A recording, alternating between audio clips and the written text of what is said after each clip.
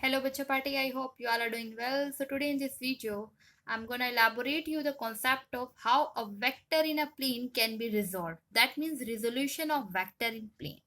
So basically एक vector को आप प्लेन में किस तरीके से रिजॉल्व कर सकते हो ये आज हम डिस्कस करेंगे. So basically resolution के अंदर होता क्या है? The splitting of a vector into its two vectors in different directions which produce the same effect as produced by a single vector. That means अगर एक ही वेक्टर स्प्लिट हो जाए, डिस्ट्रीब्यूट हो जाए, टूट जाए दो डिफरेंट डायरेक्शन में और स्टिल वो एक आपको एक सिंगल वेक्टर का क्या दे, इफेक्ट दे, प्रोड्यूस करे एक सिंगल वेक्टर का effect, this is known as the resolution of vector in plane. So basically resolution में जो एक वेक्टर है वो किस तरीके से डिस्ट्रीब्यूट होता है. नॉर्मली वो एक रेक्टेंगुलर कंपोनेंट्स में डिस्ट्रीब्यूट होता है. अब रेक्टेंगुलर कंपोनेंट क्या होते हैं? अगर एक वेक्टर स्प्लिट हो जाए दो कंपोनेंट्स में और वो दो कंपोनेंट भी क्या कंडीशन है कि वो होने चाहिए एक दूसरे के perpendicular, that means which are perpendicular to each other are called rectangular component of a vector. So basically here we will consider a vector R वो वेक्टर जो कि थीटा एंगल पे इंक्लाइन है, किससे? एक्स एक्सिस से. तो basically उसके दो कंपोनेंट होंगे, एक एक्स एक्सिस के अलोंग और एक वाई एक्सिस के अलोंग.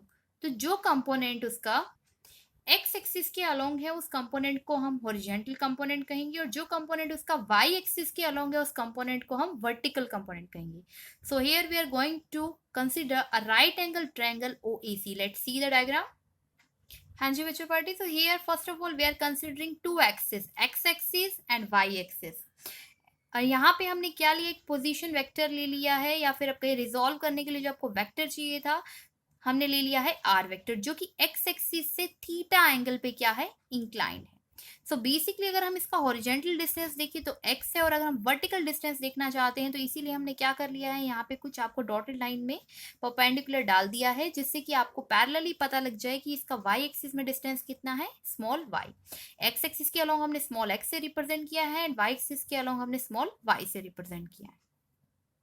हाँ जी बच्चों पार्टी. तो अब यहाँ पे हम स्मॉल x और स्मॉल y की वैल्यू को करना चाहते हैं कैलकुलेट. तो how we can calculate these value? So we can calculate these value by using cos theta and sin theta. So basically cos theta क्या होता है और sin theta क्या होता है? So basically by a trick we will find out the value of sin theta and cos theta. This is the trick like Pandit Badri Prasad har bole sona chandi tole. So sin is the ratio of perpendicular to hypotenuse, cos is the ratio of base to the hypotenuse, and the tangent is the ratio of perpendicular to the base. So cos theta is the ratio of base to the hypotenuse. तो यहाँ इस triangle में आपको जब दिख रहा है right angle triangle बन रही है OCA, इसके केस में परपेंडिकुलर सॉरी बेस क्या होगा और हाइपोटेन्यूज क्या होगा. तो बेसिकली अगर आप यहाँ पे देखते हैं तो जिस पे एंगल इंक्लाइन करता है, एंगल के सामने वाला हमेशा क्या होता है, परपेंडिकुलर. जिस पे एंगल इंक्लाइन करता है वो उसका क्या होता है, base. And the left side is known as hypotenuse. तो आपको क्या चाहिए यहाँ, बेस बाई हाइपोटेन्यूज. बेस क्या है आपका यहाँ पे OA एंड हाइपोटेन्यूज क्या है OC. तो OA by OC which is comes out to be small x divided by this r vector r. तो यहाँ से आपके पास x की वैल्यू आ जाएगी r cos theta which is the x component of this vector. Now when you have to calculate the y component, then we talk about the sin theta. Sin theta is equal to perpendicular by hypotenuse. तो यहाँ पे perpendicular क्या हो जाएगा आपका CE and hypotenuse is your OC. Let's see.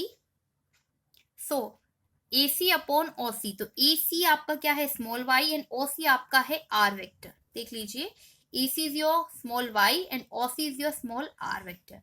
So आपके पास यहाँ पे वैल्यू आ गई है y divided by r. So y comes out to be r sin theta. तो अब आपके पास दोनों ही कंपोनेंट अवेलेबल है, x कंपोनेंट भी और y कंपोनेंट भी. x कंपोनेंट की वैल्यू है r cos theta and y component की वैल्यू है r sin theta. Now we are squaring the equation 1 and 2.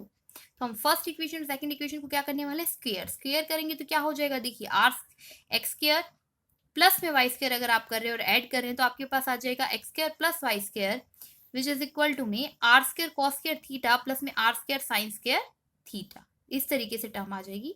अब आप इसमें से आर स्क्वायर अगर कॉमन ले लेते हो तो you have cos square theta plus में sine square theta.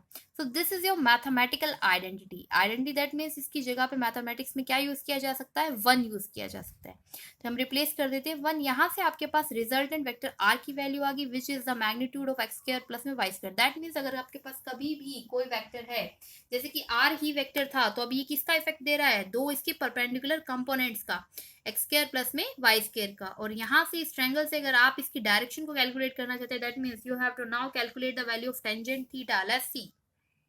So basically tangent theta will equal to में परपेंडिकुलर बाय में बेस। सो परपेंडिकुलर हो गया आपका AC एंड बेस आपका क्या हो गया है यहाँ पे OA। That means AC upon में OA। So this comes out to be small y divided by small x. That means tangent theta is equal to small y divided by x. So here in this video, we will see how a vector can be resolved into two vector. So this is the resultant of a vector and this is the direction of a vector.